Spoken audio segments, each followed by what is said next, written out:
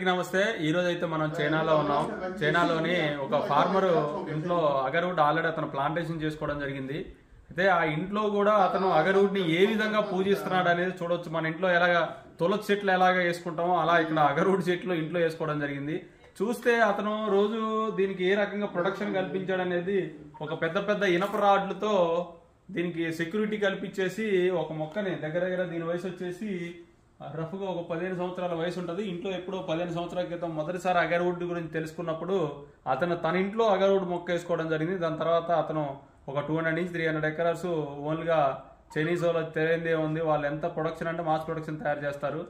ఆ 200 నుంచి 300 ఎకరాల ప్లాంటేషన్ చేసినప్పుడు దాంతో పాటుగా ఫస్ట్ వేసిన మొక్క ఏదైతే ఉందో అతను ఇష్టంగా తీసుకున్న మొక్కని అతను ఈ రకంగా మన తులసి చెట్లు ఇంట్లో ఎలా అయితే పెంచుకుంటామో అట్లా అగర్వుడ్ చెట్టు ప్లాంటేషన్ చేసుకుని ఎంత జాగ్రత్త పెంచుకుంటే ఎంత ప్రొడక్షన్ కల్పిస్తున్నాడో చూడండి.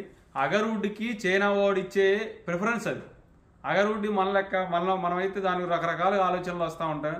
కానీ చైనా వాడు ఈ రోజున అంత పెద్ద స్థాయిలో ఉండి అంత అందరికంటే ప్రపంచాన్ని సాధించే స్థాయికి ఎదుగుగలుగుతున్నాడు అంటే కారణాలు ఇవి. వాడికి ఏది ఇంపార్టెంట్ ఏది ఇంపార్టెంట్ కాదనే విషయం వాళ్ళకి బాగా తెలుసు. వాళ్ళు దేని ఏ రకంగా వాడాలనే విషయం బాగా తెలుసు. ఒక ప్రొడక్ట్ భవిష్యత్తులో మంచి ఆదాయం వస్తుందంటే దాని మాస్ ప్రొడక్షన్ ఎలా చేయాలో కూడా చైనా వాళ్ళకి తెలుసు. అందుకే వాళ్ళు ఆ స్థాయిలో ఉన్నాం, మనం మాత్రం ఈ స్థాయిలో ఉన్నాం. ఇది వీడియో, మరో వీడియోలో మళ్ళీ కలుద్దాం.